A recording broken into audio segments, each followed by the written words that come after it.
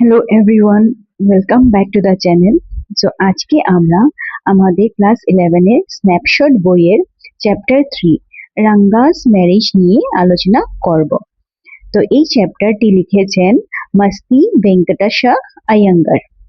এটি একটি হিউমারাস বা মজা ধরার গল্প যেখানে গ্রামের মানুষের চিন্তাধারা, ইংলিশ শিক্ষার প্রভাব এবং বিয়ে নিয়ে সামাজিক ধারণা তুলে ধরা হয়েছে। গল্পটি পুরানো সময়ে গ্রামীণ জীবনের পটভূমিতে লেখা একটি গল্প। গল্প শুরু হচ্ছে নেরেটরের একটা মজার প্রশ্ন দিয়ে। তোমরা হয়তো ভাবছো চ্যাপ্টারের নাম রাঙ্গাস ম্যারেজ কেন? রঙ্গনাথা বিবাহ বা অন্য কোনো ফ্যান্সি নাম কেন নয়? এখানে রাইটার একটু হিউমার করছেন।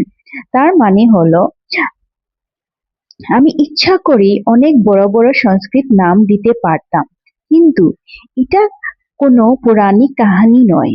এটা আমাদের গ্রামের ছেলে রাঙ্গার বিয়ের গল্প, তাই সিম্পল নামই ভালো।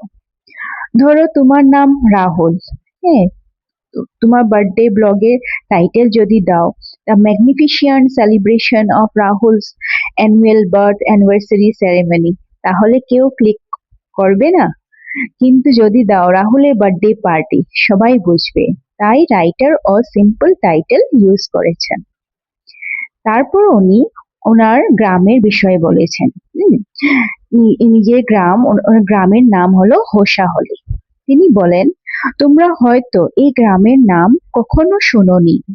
তারপর নিজেই আনসার দেন, এটা তোমার দোষ নয়। কেন? কারণ জিওগ্রাফির বইতে এই গ্রামের কোনো মেনশন নেই। নেরেটর মজা করে বলেন, ইংল্যান্ডের লোকেরা গ্রামের কথা জানে না, আমাদের নিজের লোকেরাও গ্রামকে ভুলে গেছে, তাই ম্যাপের গ্রামের নাম নেই। এটা রাইটারের হিউমার। আসল উদ্দেশ্য হলো নিজের গ্রামের প্রতি ভালোবাসা দেখানো। নেরেটর তারপর একটি এক্সাম্পল দেন। তিনি বলেন, মানুষ অনেক সময় ভেড়ার মতো। যেমন একটা ভেড়া যদি গর্তে পড়ে, বাকি সব ভেড়াও না ভেবে তার পিছনে পড়ে। মানে হলো, মানুষ অনেক সময় নিজের বুদ্ধি ইউজ করে না, অন্যদেরকে ফলো করে। এই লাইন দিয়ে নেরেটর বোঝাতে চাইছেন, যখন ইংল্যান্ডের লোক জিওগ্রাফি বুকের হোসাহলি নাম লেখেনি, তখন ভারতের জিওগ্রাফির লোকেরাও লেখেনি। সবাই একজন আরেকজনকে কপি করেছে। তারপর নেরেটর আবার বলেন, আমি টপিক থেকে একটু দূরে চলে গেছিলাম। এবার তিনি নিজের গ্রামের ফেমাস ফল কারিকাদাবুর কথা বলতে শুরু করেন। এটা খুব মিষ্টি। রাইটার বলেন, যেমন ভারতবর্ষের মধ্যে মাইসুর ফেমাস, তেমনি মাইসুরের মধ্যে হোসাহলি ফেমাস। এটা আবার হিউমারের সাথে নিজের গ্রামের প্রতি গর্ব দেখিয়েছেন। মানে যেভাবে বকফুল বানানো হয়, বকফুলের ভিতরে যে নারিকেলটি থাকে ওইটা মিষ্টি থাকে, তো সেম ওইভাবে উনি কম্পেয়ার করেছেন কারি দাগাবু। এটা একটা সাউথ ইন্ডিয়ান মিষ্টি যেটার ভিতরে খুব মিষ্টি থাকে। তো উনি বলছেন যে ভারতবর্ষের মানে বাইরের কভারিংটা আর ভিতরে হলো মাইসুর। হ্যাঁ, তো ওইভাবে উনি বলছেন যে মাইসুর যদি বাইরের কভারিংটা হয়, তার ভিতরের পার্টটা হবে ওনার ভিলেজ হোসাহলি, যেটা খুবই মিষ্টি থাকে। আবার নিজের গ্রামের হোসাহলির প্রশংসা করতে শুরু করেন। তিনি বলছেন, যেমন কোনো ফেস্টিভ্যাল মিলে কারিদাগাবু নামের মিষ্টি খাবার থাকলে পুরো ভোজনটা স্পেশাল হয়ে যায়, তেমনি মাইসুর স্টেটের মধ্যে হোসাহলিও একটা স্পেশাল গ্রাম। নেরেটর বলেন, আমি যা বললাম সেটা একদমই সত্যি। তোমরা বিশ্বাস করতে পারো বা না পারো, আমার ওপিনিয়ন আমি বদলাবো না। এখানে রাইটার একটু কমেডিও ক্রিয়েট করছেন। তারপর নেরেটর বলছেন যে শুধু তিনি নয়, গ্রামের ডক্টর গুন্দাভাট্টা ও হোসালির অনেক প্রশংসা করেন। ডক্টর অনেক জায়গায় ঘুরেছিলেন। তো এখানে আমরা একজন ডক্টরের বিষয়ে জানলাম, যিনার নাম হলো গুন্ডা ভাট্টা। যখনও কেউ বন্ধ্যাবট্টাকে জিজ্ঞেস করে আপনি ইংল্যান্ড গেছেন, তখন ডক্টর মজা করে বলেন, না, ইংল্যান্ড যায়নি। ওইরকম এখানে ওইখানে কুকুরের মতো ঘুরে বেড়ানো আমার কাজ নয়। আমি আগে অনেক জায়গা দেখেছি। এটা ডক্টরের কনফিডেন্স এবং হিউমার দেখায়। কিন্তু নেরেটর এবার গ্রামের আমের গল্প বলে। তিনি বলেন, আমাদের গ্রামে আম এত টক যে তুমি যদি একটা ছোট কামড় দাও, তোমার ব্রহ্মানন্দ পর্যন্ত টক লেগে যাবে। এটার মানে হলো আমটা খুব বেশি টক। তারপর নেরেটর একটা ফানি ইনসিডেন্ট বলেন। একবার তিনি ওই আম বাড়ি নিয়ে গিয়ে চাটনি বানিয়ে সবাই মিলে খেয়েছিলেন। তারপর সবার এমন কাশি হলো যে ডক্টরের কাছে যেতে হলো। ডক্টর তখন বললেন, এই আমের এটি স্পেশাল কোয়ালিটি। বললেন, শুধু আম নয়, আমাদের গ্রামের সবকিছুই স্পেশাল। গ্রামের পুকুরের জল খুব পরিষ্কার। সেখানে একটা লতা গাছ বা ক্রিপার আছে। তার পাতা এত বড় যে মাত্র 2টা পাতা তুলে নিলে সেগুলোতে দুপুরের খাবার সার্ভ করা যাবে। এটা রাইটার বোঝাতে চাচ্ছেন গ্রামটা খুব সমৃদ্ধ এবং প্রাকৃতিক সৌন্দর্যে ভরা। নেরেটর নিজেই বুঝতে পারছেন যে তিনি বেশি গ্রামের গল্প বলছেন, তাই বলেন, তোমরা হয়তো ভাবছো আমি অনেক বকবক করছি। কিন্তু নিজের গ্রামের কথা উঠলেই তিনি এক্সাইটমেন্টে বেশি বলে ফেলেন। তারপর তিনি ইনভিটেশন দেন, যদি কেউ হোসাহলি আসতে চাও আমাকে চিঠি লিখো, আমি তোমাদের গ্রামের ঠিকানা দেব। তারপর মেয়েটার একটা ইম্পর্টেন্ট লাইন বলেন, কোন জায়গাকে ভালো করে জানতে হলে সেখানে গিয়ে দেখা উচিত। এখানে তারপর নেটার আসল গল্পটি শুরু করছেন। এই ঘটনাটি 10 বছর আগে ঘটেছিল। ওই সময় গ্রামের খুব কম লোক ইংলিশ জানত। গ্রামের অ্যাকাউন্টেন্ট ছিলেন প্রথম লোক যিনি সাহস করে নিজের ছেলেকে বেঙ্গালুরু পড়তে পাঠিয়েছিলেন। সেই ছেলের নাম হলো রাঙ্গা। এই যে এখন রাঙ্গা নামটা আসলো, যে আমাদের স্টোরি টাইটেলের যেটা দেওয়া আছে, রাঙ্গাস ম্যারেজ। ঠিক আছে? ওই সময় এটা খুব বড় একটা ব্যাপার ছিল যে ব্যাঙ্গালোরে গিয়ে পড়াশোনা করাটা। গ্রামের লোকেরা মনে করত শহরে পড়াশোনা করলে ছেলেরা বদলে যায়, তাই সবাই রাঙ্গার ফিরে আসার অপেক্ষা করছিল। নেটার বলছেন, এখন পরিস্থিতি বদলে গেছে। এখন অনেক গ্রামের ছেলে মেয়ে ইংলিশ জানে। ছুটির দিনে রাস্তায় বের হলে ইংলিশে কথা বলতে শোনা যায়। কিন্তু আগে এমন ছিল না। আগে সবাই কানাডাতেই কথা বলতো, কন্নড় ভাষা যেটা ওইটার কথা বলতো। ইংলিশ শব্দ মিক্স করা কে ভালো চোখে দেখা হতো না। নেটার মজা করে বলেন, আজকাল কন্নড়ের মধ্যে ইংলিশ মিক্স করে কথা বলা খুব খারাপ অভ্যাস হয়ে গেছে।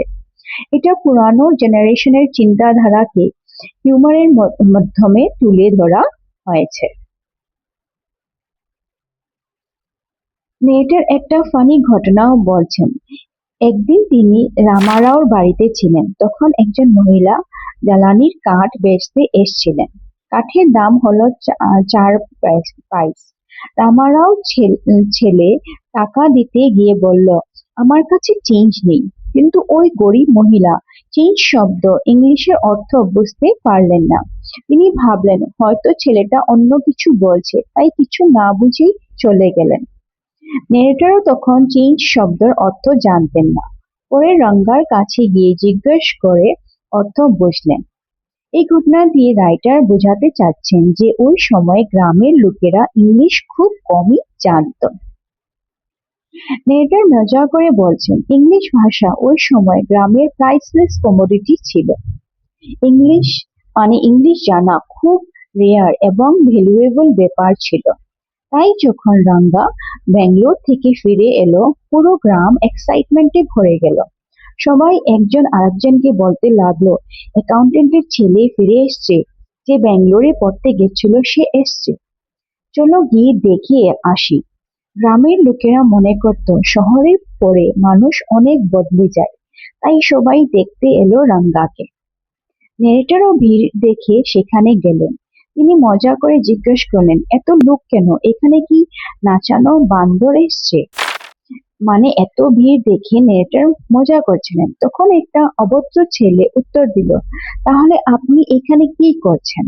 নেরেটার বুঝলেন আজকালের ছোট ছেলেরা বড়দের সম্মান করতে জানে না, তাই তিনি চুপ করে গেলেন। এক্সাম্পল আর কি, ধরো স্কুলের সবাই একটা টিচারকে দেখতে ভিড় করেছে। স্যার জিজ্ঞেস করলেন, কি হলো, সিনেমা চলছে? একটা স্টুডেন্ট বলল, স্যার তাহলে আপনি এখানে কেন? এটা হলো ওইরকম অভদ্রতা। ঠিক আছে, তো এরকম অভদ্রতা আমাদের করতে নেই, বড়দেরকে সবসময় সম্মান দিয়ে কথা বলতে হয়। নেক্সট, তো রান্নার বাইরে মানে ঘরের বাইরে অনেক মানুষ যখন জমে গেল, তখনটা দেখে রান্না বাইরে এলো মুখে হাসি নিয়ে। মেয়েটার বলছেন, যদি সবাই ঘরে ঢুকতো তাহলে ঘরটা ব্ল্যাক হোল অফ ক্যালকাটার মতো হয়ে যেত। এটা মানে একটা হিস্টোরিক্যাল রেফারেন্স, মানে ঘরটা এত ভরে যেত যে শ্বাস নেওয়াও কঠিন হতো। সবাই অবাক হলো। কেন? কারণ রাঙ্গাকে দেখতে একদম আগের মতোই লাগছিল। শহরে গিয়ে তার কোনো বড় পরিবর্তন হয়নি। তখন একজন বুড়ি মহিলা রাঙ্গার বুকের দিকে তাকিয়ে দেখলেন যে তার জেনেভারা বা পৈতা এখনো আছে। তাই তিনি বললেন, ভালো, শহরে গিয়ে নিজের জাত ধর্ম ভুলে যায়নি। রাঙ্গা এটা শুনে হেসে দিল। তো গ্রামের লোকেরা ভাবতো যে শহরে গেলে ছেলেরা নিজেদের সংস্কৃতি হারিয়ে ফেলে, কিন্তু রাঙ্গা সেটা করেনি। সবাই দেখে নিল রাঙ্গার হাত, পা, চোখ, নাক সব আগের মতোই আছে। তাই তাদের কিউরিওসিটি শেষ হয়ে গেল। রাইটার একটা সুন্দর কম্পারিজন দিয়েছেন, সবাই এমন করে চলে গেল যেমন বাচ্চাদের মুখে চিনি দিলে সেটা সাথে সাথে গুলে যায়। মানে খুব তাড়াতাড়ি ভিড় কমে গেল। তারপর নেরেটার রাঙ্গাকে জিজ্ঞেস করলেন, কেমন আছো রাঙ্গাপ্পা? তখন রাঙ্গা নেরেটারকে দেখে বড়দের মতো নমস্কার করল। তারপর বলল, আপনার আশীর্বাদে আমি ভালোই আছি। এটা রাঙ্গার ভালো ব্যবহার দেখায়। এটার এবার রাঙ্গার ক্যারেক্টারে এক্সপ্লেন করছেন। তিনি বলেন, রাঙ্গা খুব বুদ্ধিমান ছেলে। সে বুঝতো কার সাথে কিরকম ব্যবহার করতে হয়, কার সম্মান করতে হয়, কখন বিনয় দেখাতে হয়। নেরেটর বলেন, আজকালের অনেক ছেলের মতো নয়, সে শুধু ফর্মাল ভাবে নমস্কার করে। রাঙ্গা মন থেকে শ্রদ্ধা করে নমস্কার করত। তাই নেরেটর রাঙ্গাকে খুব বেশি পছন্দ করতেন। নেরেটর বলছেন যে রাঙ্গা শুধু হাত জোর করে ফর্মাল নমস্কার করেনি, সে নিচে হয়ে নেরেটরের পা ছুঁয়ে প্রণাম করেছিল। এটা দেখায় যে ব্যাঙ্গালোরে পড়াশোনা করেও রাঙ্গা তার বিনয় এবং বড়দের প্রতি শ্রদ্ধা হারায়নি। নেরেটর খুশি হয়ে আশীর্বাদ দিলেন, তুমি তাড়াতাড়ি বিয়ে করো। একটু গল্প করে নেরেটর আবার বাড়ি ফিরে গেলেন। এই প্যারাগ্রাফ থেকে বোঝা যায় যে রাঙ্গা মডার্ন এডুকেশন পেলেও নিজের সংস্কার আর বিনয় ধরে রেখেছিল। তারপর কি হলো দেখো, ওই সেদিন দুপুরবেলা দিকে রাঙ্গা নেরেটারের বাড়িতে এলো। তার হাতে ছিল দুইটা কমলা লেবু। হুম, এটা কোনো উপহার নয় শুধু, এটা ছিল শ্রদ্ধা ও ভালোবাসার চিহ্ন। মেয়েটার মনে মনে ভাবলেন, রাঙ্গা এত ভালো, উদার এবং ভদ্র ছেলে। এরকম ছেলের বিয়ে হলে সে নিজের পরিবার এবং সমাজের উপকার করবে। তাই নেরেটারের মাথায় এলো যে রাঙ্গার বিয়ে দেওয়া উচিত। কিছুক্ষণ অন্য কথা বলার পর নেরেটার সরাসরি প্রশ্ন করলেন, রাঙ্গাপ্পা, তুমি কবে বিয়ে করবে? রাঙ্গা সাথে সাথে বলল, আমি এখন বিয়ে করব না। নেরেটার অবাক হয়ে জিজ্ঞেস করলেন, কেন? এবার রাঙ্গা নিজের বিয়ে নিয়ে মডার্ন ধারণা বলতে শুরু করল। সে বলল, আমি এমন মেয়েকে বিয়ে করতে চাই যে আমার সাথে ভালোভাবে কথা বলতে পারে। তারপর সে একজন অফিসারের উদাহরণ দিল। অফিসারের বয়স 30 বছর, তার স্ত্রীর বয়স 25। তাই তারা বন্ধুর মতো কথা বলতে পারে। রাঙ্গা বলল, যদি আমি খুব ছোট মেয়েকে বিয়ে করি তাহলে আমি ভালোবেসে কিছু বললেও সে ভাবতে পারে আমি রাগ করে বলছি। তাই বিয়ে করতে হলে ম্যাচিওর মেয়েকে করতে হবে। রাঙ্গা কালিদাসের শকুন্তলার নাটকের এক্সাম্পল দিল। সে বলল, যদি শকুন্তলা আজকের দিনে অনেক ছোট ব্রাইডদের মতো হতো তাহলে রাজা দুষ্যন্ত কখনো তার প্রেমে পড়তো না। তাই বিয়ে মানে শুধু বয়স নয়, দুজনের মধ্যে বোঝাপড়া, ভালোবাসা এবং ম্যাচুরিটির দরকার। না হলে ব্যাচেলর থাকাই ভালো। রাঙ্গা অ্যারেঞ্জড ম্যারেজের বিরুদ্ধে নয়, কিন্তু সে চায় যে তার ওয়াইফ যেন ম্যাচিওরড হয়। মেয়েটার আবার জিজ্ঞেস করলেন, আর কোনো কারণ আছে? রাঙ্গা বলল, একজন পুরুষ এমন মেয়েকে বিয়ে করা উচিত যাকে সে প্রশংসা করতে পারে। কিন্তু গ্রামে যা অ্যারেঞ্জড ম্যারেজ হয় সেখানে অনেক সময় মেয়ে এত ছোট থাকে যে তার মুখে দুধের দাগও শুকায়নি। সে এখনো ছোট বাচ্চা। এমন মেয়েকে কি করে অ্যাডমায়ার করা যায়? এটা বলে রাঙ্গা চাইল্ড ম্যারেজের বিরুদ্ধে নিজের মতামত জানাল। তারপর নেরেটর মজা করে বললেন, একটা নিম ফল আর একটা করলা, মানে দুইটাই তিতো। রাঙ্গা হেসে বলল, এক্স্যাক্টলি, মানে অ্যারেঞ্জড ম্যারেজের অবস্থা ও ঠিক ওই রকম। এটা মানে অ্যারেঞ্জ ম্যারেজকে কম্পেয়ার করে উনি বললেন। তারপর নেরেটর মনে মনে খুব চিন্তা করলেন। তিনি ভাবলেন, এত ভালো ছেলে যদি সারা জীবন ব্যাচেলর হয়ে থাকে তাহলে খারাপ হবে। তাই নেরেটর তখনই সিদ্ধান্ত নিলেন, যা করেই হোক আমি রাঙ্গার বিয়ে দেব। এখানে চ্যাপ্টারের মেইন প্লট শুরু হয়। নেরেটর এখন ম্যাচ মেকারের ভূমিকা নেবেন। রাইটার নতুন ক্যারেক্টার এখানে ইন্ট্রোডিউস করেন। রামারাওর একজন 11 বছর বয়সী ভাগ্নি তার বাড়িতে এসেছিল। তো রামারাও এই গ্রামেরই একজন মানুষ, আর ওনার একজন ভাগ্নি, ভাগ্নির বয়স হলো কত, 11 বছর। তার নাম কি? রত্না। সে বড় শহরে থাকতো, তাই সে ভালো শিক্ষিত ছিল। সে বীণা বাজাতে পারতো এবং গানও জানতো। নেটারের মাথায় সাথে সাথে একটা প্ল্যান এলো। হয়তো এই মেয়ে রাঙ্গার জন্য উপযুক্ত পাত্রী হতে পারে। নাম রত্না। সে শুধু বীণা এবং হারমোনিয়াম বাজাতেই পারতো না, তার গানের গলাও খুব মিষ্টি ছিল। দুঃখের বিষয়, তার বাবা মা দুজনেই মারা গেছিলেন। তাই তার মামা রামারাও তাকে নিজের বাড়িতে এনে রেখেছিলেন। মেয়েটার মনে করলেন, রত্নার মতো শিক্ষিত, সুন্দরী এবং ভদ্র মেয়ের জন্য রাঙ্গার সবচেয়ে বেশি ভালো পাত্র হবে। এখানে মেয়েটার মাথায় দুজনের বিয়ে দেওয়ার প্ল্যান পাকাপাকি হয়ে যায়। নেটার প্রায় রমারাওর বাড়িতে যেতেন, তাই রত্না ও নেটারকে নিজের লোকের মতো মনে করত। পরের দিন নেটার একটা চালাকি করলেন। তিনি রামারাওর বউকে বললেন, আমার জন্য একটু ঘুল, মানে ওই যে দুধ দিয়ে যে বাটার মিল্ক পাঠিয়ে দেবেন, রত্নাকে দিয়ে পাঠান। আসল উদ্দেশ্য ছিল রত্নাকে নিজের বাড়িতে আনা। এটা ছিল নেরেটরের ম্যাচ মেকিং প্ল্যানের প্রথম ধাপ।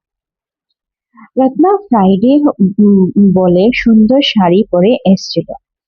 নেরেটর তাকে ঘরে বসিয়ে একটা গান গাইতে বললেন। তারপর চুপি চুপি একজনকে দিয়ে রাঙ্গাকে ডাকলেন। রাঙ্গা এসে দরজার বাইরে দাঁড়িয়ে গান শুনতে লাগলো। সে সে গান বন্ধ করতে চায়নি, বরং গান কে গাইছে সেটা দেখতে উৎসুক ছিল।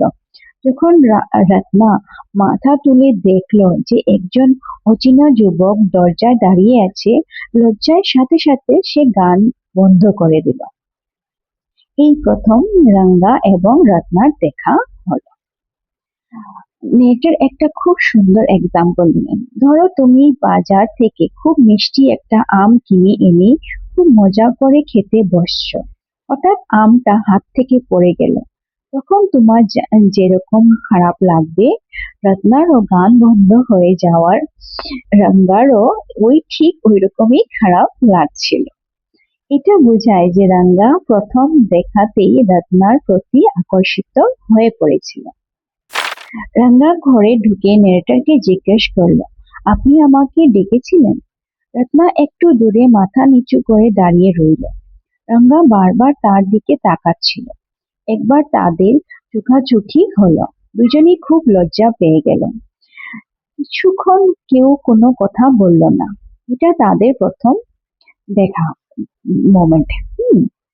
তারপর রাঙ্গা বলল, আমার জন্যই গান বন্ধ হয়ে গেল, আমি তাহলে চলে যাই। কিন্তু মেয়েটার মজা করে বললেন, কোথায়? শুধু মুখে বললেই হবে? যেটা যেতে চাইলেও উঠে যেতে হতো। মানে রাঙ্গা আসলে যেতে চায়নি, সে রত্নাকে আরো একটু দেখতে চাইছিল। রত্না খুব লজ্জা পেয়ে ভিতরে চলে গেল। তখন রাঙ্গা আস্তে করে মেয়েটাকে জিজ্ঞেস করল, স্বামী, এই মেয়েটা কে? এখন মেয়েটার সাথে সাথে উত্তর দিলেন না, তার বদলে একটা মজার গল্প বলতে শুরু করলেন। মেয়েটার একটা ফানি স্টোরি বললেন। একটা সিংহ মন্দিরে ঢুকে জিজ্ঞেস করলো, ভিতরে কে আছে? ভিতরে একটা ছাগল লুকিয়ে ছিল। সে বলল, আমি এমন একটা প্রাণী যে নয়টা সিংহ খেয়েছি আর একটা খেতে চাই। আগে বলো, তুমি ছেলে না মেয়ে? এটা শুনে সিংহ ভয় পেয়ে পালিয়ে গেল। এই গল্পের উদ্দেশ্য হলো প্রশ্নের সরাসরি উত্তর না দিয়ে মজা করা। তো নেরেটর বললেন, মেয়েটা কে সেটা জানলে তোমার কি হবে? আমি তো বিয়ে করা লোক, আর তুমিও তো বিয়ে করতে চাও না। মেয়েটার এখানে রাঙ্গাকে একটু খুঁচা দিচ্ছেন। হ্যাঁ, কারণ আগে রাঙ্গা বলেছিল যে আমি এখন বিয়ে করব না। এই কথা শুনে রাঙ্গা সাথে সাথে উত্তেজিত হয়ে জিজ্ঞেস করল, তাহলে মেয়েটা কি এখনো বিয়ে করেনি? এই প্রশ্ন শুনে নেরেটর বুঝে গেলেন রাঙ্গা রত্নাকে পছন্দ করে ফেলেছিল। এখানে নেরেটরের প্ল্যান সফল হতে শুরু করলো। নেরেটর বুঝতে পারছিলেন যে রাঙ্গা রত্নাকে খুব পছন্দ করে ফেলছিল। তাই তিনি একটু মজা করার জন্য মিথ্যে কথা বললেন, রত্নার বিয়ে 1 বছর আগেই হয়ে গেছে। এই কথা শুনে রাঙ্গার মুখ একদম নেমে গেল। রাইটার একটা সুন্দর কম্পারিজন দিয়েছেন, his face shiver like a roasted brinjal. মানে যেমন বেগুন পুড়িয়ে গেলে ছোট হয়ে কুঁচকে যায়, তেমনি রাঙ্গার মুখের হাসিও এক মুহূর্তে হারিয়ে গেল। এটা বোঝায় যে রাঙ্গা সত্যি রত্নাকে ভালোবেসে ছিল। দুঃখ পেয়ে সে বলল, আমি এখন বাড়ি যাব, আমার অনেক কাজ আছে। কিন্তু নেরেটর বুঝতে পারলেন যে কাজ নয়, মন খারাপ হওয়ার জন্যই সে চলে যাচ্ছে। পরের দিন নেরেটর গ্রামের শাস্ত্রী বা জ্যোতিষীর কাছে গেলেন। তিনি শাস্ত্রীকে বললেন, সবকিছু রেডি রেখো, আমি পরে আসছি। তারপর নেরেটর শাস্ত্রীকে শিখিয়ে দিলেন যে পরে রাঙ্গা এলে কি বলতে হবে। আসল উদ্দেশ্য ছিল রাঙ্গাকে বিশ্বাস করানো যে তার ভবিষ্যতে রত্নার সাথে বিয়ে হবে। এটা নেরেটরের একটা ক্লেভার প্ল্যান। বিকালের দিকে নেরেটর আবার রাঙ্গার সাথে দেখা করলেন। দেখলেন রাঙ্গা বাইরে থেকে স্বাভাবিক থাকার চেষ্টা করছে, কিন্তু তার মন অন্য জায়গায়। তাই নেরেটর জিজ্ঞেস করলেন, কি হলো? তোমাকে খুব চিন্তিত মনে হচ্ছে। রাঙ্গা সাথে সাথে বলল, না না, আমার কিছু হয়নি। কিন্তু নেরেটর বুঝতে পারলেন রাঙ্গা মিথ্যে বলছে। তার মন রত্নাকে নিয়ে ভরা। নেরেটর আবার মজা করে জিজ্ঞেস করলেন, মাথা ব্যথা করছে নাকি? চলো ডক্টরের কাছে যাই। রাঙ্গা আবার বলল, না, আমার মাথা ব্যথা নেই, আমি আগের মতোই আছি। কিন্তু আসলে সে ভালো ছিল না। রোগ শারীরিক নয়, তার রোগ হলো প্রেম। নেরেটর এটা ভালো করে বুঝতে পেরেছিলেন, তাই তিনি পরের ধাপে নিজের প্ল্যান এক্সিকিউট করবেন। নেরেটর মনে মনে ভাবলেন, ডক্টর দিয়ে এই রোগ ভালো হবে না। এই রোগের মেডিসিন হলো রত্না। রাঙ্গা বাইরে বলছে আমি ঠিক আছি, কিন্তু ভিতরে ভিতরে ভাবছে রত্নার বিয়ে কি সত্যি হয়ে গেছে। এই জায়গাতে রাইটার খুব সুন্দর হিউমার ইউজ করেছেন। মেয়েটা রাঙ্গাকে বললেন, আমিও তোমার মতোই বিয়ের আগে অনেক ভেবেছিলাম, তাই তোমার মনের অবস্থা আমিও বুঝতে পারছি। কিন্তু মেয়েটা আরো বললেন, এই মুহূর্তে তোমার জন্য যে মেয়ে সবচেয়ে ভালো হবে সেটা আমি এখনো বলবো না। এখানে মেয়েটার ইচ্ছা করে সাসপেন্স তৈরি করছেন। তারপর মেয়েটার বলেন, চলো আমরা জ্যোতিষী শাস্ত্রীর কাছে যাই। রাঙ্গা অ্যাস্ট্রোলজিতে বেশি বিশ্বাস করতো না, তাই সে একটু অবাক হয়ে বলল, শাস্ত্রী কি আমার বিয়ের ব্যাপারে কিছু বলতে পারবে? কিন্তু মেয়েটার জোর করে তাকে নিয়ে গেলেন। আসল কথা হলো, আগে থেকেই নেরেটার শাস্ত্রীকে সব বুঝিয়ে রেখেছিলেন, তাই এইটা পুরোটাই নেরেটারের প্ল্যান ছিল। যখন নেরেটার শাস্ত্রীর কাছে পৌঁছালেন, শাস্ত্রী ওনাকে দেখেই বললেন, what a surprise Shyama, haven't seen you for long time. তো এখান থেকে আমরা জানলাম যে আমাদের মেয়েটার নাম হলো শ্যামা। তো শ্যামাকে যে Shyama is none other than her servant, the nectar of this day, মানে এই গল্পটি যিনি বলছেন ওনার নাম হলো শ্যামা। তখন উনি ভীষণ মানে রাগ করে ফেললেন আর জিজ্ঞেস করলেন, আজকে সকালেই তো তুমি আসলাম। এই কথাটা বলার সঙ্গে সঙ্গে উনি কথাটা বন্ধ করে দিলেন। কেন, যদি এই কথাটা পুরো বলে নিতেন তখন কি হতো, রাঙ্গা বুঝে ফেলতো যে ওনাদের মধ্যে কিছু একটা প্ল্যান হয়েছে। তারপর সঙ্গে সঙ্গে কথাটাকে ফেরানোর জন্য শাস্তি রাঙ্গাকে বলে, ও অ্যাকাউন্টেন্টের ছেলে, ও কবে আসলো এখানে, আমি কি করতে পারবো ওর জন্য? তারপর বললেন, তোমাকে খুব চিন্তিত দেখাচ্ছে। অ্যাস্ট্রোলজি দিয়ে কি তোমার প্রবলেম সলভ করব? এটা শুনে রাঙ্গা মনে করলো শাস্ত্রী সত্যি অনেক কিছু জানে। আসলে সব মেয়েটারই শিখানোর ডায়লগ। মেয়েটার বললেন, শাস্ত্রী কিছু কাগজ, কাউরি শেলস এবং পাম লিভস বের করলেন। তারপর বললেন, অ্যাস্ট্রোলজি একটা সায়েন্স। তারপর আবার বললেন, এটা অনেক বড় গল্প, এখন সব বলা যাবে না। তারপর তিনি রাঙ্গাকে জিজ্ঞেস করলেন, তোমার স্টার বা রাশি কি? রাঙ্গা বলল, আমি জানি না। শাস্ত্রী মাথায় নাড়িয়ে খুব সিরিয়াস ভাবে বলল, এটা একটা মেয়েকে নিয়ে। এই কথা শুনে রাঙ্গার মনে এক্সাইটমেন্ট বেড়ে গেল। মেয়েটার ভিতরে ভিতরে হাসছিলেন, কারণ তিনি জানেন শাস্ত্রী যা বলছে সব আগে থেকে রিহার্সাল করা।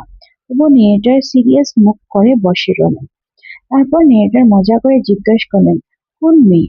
কমলা? শাস্ত্রী একটু ভেবে বললেন, কমলা। মেয়েটার বললেন, হয়তো মেবি। আসলে শাস্ত্রী রত্নার নাম ভুলে গেছিলেন, তাই কোনো একটা মেয়ের নাম বলে দিলেন। মেয়েটার ও নাটক চালিয়ে গেলেন। এটা চ্যাপ্টারের একটি খুব হিউমারাস সিন। মেয়েটার মনে মনে ভাবছিলেন, আরে বাবা, রত্নার নাম বলার কথা শাস্ত্রী আবার কমলা বলে দিলেন। শাস্ত্রী ভাবছে নামটা মনে পড়ছে না, কিছু একটা বলে দিই। আর রাঙ্গা, সে পুরো সিরিয়াস হয়ে ভাবছে, বাপরে, জ্যোতিষ আমার মনের কথা সব বুঝে গেল। তুমি মেয়ের নাম মনে করতে পারছে না, তাই তিনি এক পর এক নাম বলতে লাগলেন। কমলা, পাচ্ছি। মেয়েটার মজা করে বললেন, কমলা না হলে পাচ্ছি কেন? রত্নাও তো হতে পারে। রত্না মানে তো মূল্যবান পাথর। এটা পুরোটাই একটা হিউমারাস সিন। শেষে মেয়েটার সরাসরি জিজ্ঞাসা করলেন, রামারাওর বাড়ির মেয়ে রত্না কি? সাথী কিছুক্ষণ ভেবে বললেন, হ্যাঁ, নিশ্চয়। এই কথা শুনে রাঙ্গার মুখে দুইটা ভাব দেখে গেল, অবাক হওয়া বা খুশি হওয়া। কারণ শাস্ত্রী রত্নার নাম বলে দিয়েছেন। রাঙ্গা মনে মনে ভাবতে লাগলো, তাহলে হয়তো আমার সাথেই রত্নার বিয়ে হবে। মেয়েটার এই পরিবর্তন খুব ভালো করে লক্ষ্য করলেন। মেয়েটার আবার একটু মজা করার জন্য বলেন, কিন্তু রত্নার তো বিয়ে হয়ে গেছে। এই কথা শুনে আবার রাঙ্গার মুখ নেমে গেল। এটা দেখে যে রাঙ্গা রত্নাকে সত্যি মন থেকে ভালো বেশি পেয়েছিল। শাস্ত্রী খুব চালাকির সাথে বললেন, আমি শুধু শাস্ত্র যা বলছে তাই বললাম। মেয়ে বিয়ে হচ্ছে কিনা সেটা আমি জানি না। এটা বলে তিনি নিজেকে বাঁচিয়ে নিলেন। রাঙ্গার আর কোনো সন্দেহ হলো না। শাস্ত্রীর বাড়ি থেকে বেরিয়ে নেরেটার এবং রাঙ্গা রামারাওর বাড়ির সামনে দিয়ে যাচ্ছিলেন। দেখলেন রত্না দরজায় দাঁড়িয়ে আছে। নেরেটার একই ভিতরে গেলেন। 1 মিনিটের পরে বেরিয়ে এসে বললেন, আশ্চর্য, রত্নার তো বিয়ে হয়নি। কে যেন ভুল খবর দিয়েছিল। তারপর নেরেটার বললেন, দেখলে তো, শাস্ত্রীর কথা মিলে গেল। এটা শুনে রাঙ্গার মনে আবার আশা ফিরে আসলো। মেয়েটার আবার একটু মজা করে জিজ্ঞেস করলেন, সত্যি করে বলো তো, তুমি কি রত্নার কথাই ভাবছিলে? প্রথমে রাঙ্গা লজ্জা পেয়ে পাচ্ছিল, তারপর স্বীকার করলো, সাথী যা বলছে সবই সত্যি। আসলে সে বলতে চাইছিল, হ্যাঁ আমি রত্নাকেই ভালোবাসি, কিন্তু লজ্জার জন্য সরাসরি বলেনি। সেই সন্ধ্যা মেয়েটার আবার শাস্তির সাথে দেখা করতে গেলেন। মেয়েটার হাসি মুখে বললেন, দারুণ অ্যাক্টিং করেছো, আমি যা শিখিয়েছিলাম একদম ঠিকভাবে বলেছো। কিন্তু শাস্তি একটু রাগ করে বললেন, না না, এটা শুধু তোমার প্ল্যান নয়, তুমি যা ক্লু দিয়েছিলে তারপর আমি আমার নিজের বুদ্ধিও ইউজ করেছি। দুজনেই নিজেদের বুদ্ধির ক্রেডিট নিতে শুরু করলেন। নেহারের মজা করে বললেন, এটা কি ভদ্রলোকের কথা, সব ক্রেডিট নিজেই নিয়ে নিচ্ছ। দুজনের মধ্যে বন্ধুত্বতা পূর্ণ হাসি মজার কথা চলতে থাকলো। কিছু বছর পর রাঙ্গার নেরেটারকে ডিনারে ডাকলো। নেরেটার জিজ্ঞেস করলেন, কি উপলক্ষে? রাঙ্গা বলল, আমার ছেলে শ্যামা 3 বছর জন্মদিন। নেরেটার মজা করে বললেন, শ্যামা নামটা খুব সুন্দর নয়? এটা সুন্দর ছেলে এমন নাম কেন? এটাও রাইটারের কাহিনী। এই সিনের থেকে বোঝা যায় রাঙ্গা ও রত্নার বিয়ে হয়ে গেছে এবং তাদের একটা ছেলেও হয়েছে। মেয়েটার গল্পের শেষে নেটার আবার রাঙ্গার সাথে মজা করছেন। নেটার বলেন, তোমরা দুইজন খুব বাচ্চার সুলভ, রত্না আর তুমি দুইজনই। তারপর নেটার আরো মজা করে বললেন, জানি জানি, ইংলিশদের একটা অভ্যাস আছে, তারা নিজেদের পছন্দের লোকের নামে নিজেদের সন্তানের নাম রাখে। এখানে নেরেটার ইশারা করে বলছেন, যেহেতু শ্যামা নামটা কোনো প্রিয় ব্যক্তির নাম থেকে রাখা হয়েছে। তারপর মেয়েটা জিজ্ঞেস করলেন, রত্না তো এখন 8 মাসের গর্ভবতী, বাড়িতে তোমার মাকে রান্না করতে কে সাহায্য করছে? রাঙ্গা বলল, আমার বোন এসছে, সে মাকে সাহায্য করছে। এই প্যারাগ্রাফ থেকে বোঝা যায় যে রাঙ্গা এবং রত্না সুখে সংসার করছে। রত্না আবার মা হতে চলছে, তাদের পরিবার আরো বড় হতে যাচ্ছে। মেয়েটার ডিনার খেতে রাঙ্গার বাড়িতে গেলেন। সেখানে গিয়ে দেখলেন ছোট শ্যামা দৌড়ে এসে মেয়েটারের পা জোরে ধরে পড়ল। এটা দেখায় যে ছোট ছেলেটি মেয়েটাকে খুব বেশি ভালোবাসে। মেয়েটারও স্নেহ করে তাকে কোলে নিলেন। তারপর তার গালে একটা চুমু দিলেন। তারপর ভালোবাসার চিহ্ন হিসাবে তার ছোট আঙ্গুলে একটা রিং আংটি পরিয়ে দিলেন। এটা মেয়েটারের স্নেহ এবং আশীর্বাদের প্রতীক। এখন গল্প শেষ, তাই নেরেটর সরাসরি রিডারদের সাথে কথা বলছেন। তিনি বললেন, এবার আমি তোমাদের কাছ থেকে বিদায় নিচ্ছি। তারপর বললেন, আমি সবসময় তোমাদের জন্য আছি। গল্প শেষে নেরেটর মজা করে জিজ্ঞেস করলেন, আশা করি আমার গল্প শুনে তোমরা বোর হওনি। রাইটার শুরু থেকে শেষ পর্যন্ত রিডারকে নিজের সাথে গল্পের মধ্যেই নিয়ে গেছিলেন। শেষও হাসি মুখে বিদায়